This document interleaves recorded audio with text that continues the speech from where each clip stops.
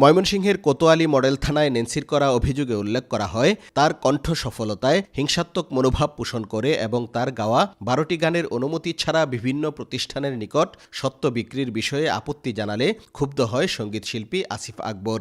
এতে জেদ করে বিভিন্ন সময় ইউটিউব, রেডিও ও টিভি চ্যানেলে তার বিরুদ্ধে মানহানিকর বিভ্রান্তিকর তথ্য প্রকাশ করে আসিফ। মিথ্যুক, মানসিক ভারসাম্যহীন বলে অপমান ও মিথ্যাচার করে। একজন সিনিয়র শিল্পীর ক্রমাগত আক্রমণ থেকে বাঁচতে মামলা করেছেন বলে জানান নাজমুন মুনিরা নেন্সি। আসিফ ভাইয়ের বিরুদ্ধে অভিযোগটা আসলে আমি নিতান্ত নিরুপায় হয়ে পড়েছি।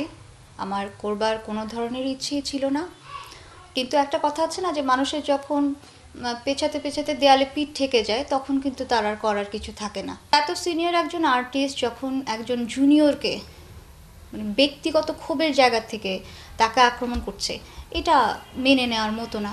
পুলিশ জানায়, তদন্ত করে অভিযোগের সত্যতা পাওয়ায় গত মাসের শুরুতে আদালতে প্রসিকিউশন দেয়া হয়েছে। কণ্ঠশিল্পী আসিফ আকবরের বিরুদ্ধে কণ্ঠশিল্পী ন্যান্সি যে জিডি হয়েছিল, সেই জিডি বিজ্ঞ আদালতের অনুমতি সাপেক্ষে তদন্তপূর্বক ঘটনার সত্য পায়। সেই সত্যতা সাপেক্ষে এসআই মোশাহেদ খান বিজ্ঞ আদালতে প্রসিকিউশন দাখিল করেন।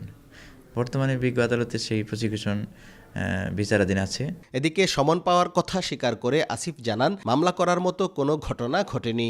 থেকে প্রায় ২ বছর আগে সারে নাজিম জয়ের একটা উপস্থাপনায় প্রোগ্রাম হতো, ওখানে কিছু কোশ্চেন আসছিল, তো সে প্রশ্ন উত্তর দিলাম এবং ওর কিছু ন্যান্সির কিছু অসংলগ্ন কাজ ছিল এবং সে কিছু মিথ্যা তথ্য যেখানে দিয়েছে। ওর সাথে আমার একটা ডুয়েট গান ছিল, সেই লিখেছে এখানে ১২টি গান ছিল, আসলে গান ছিল মোট ১৪টি, দুটো রিমেক গান ছিল।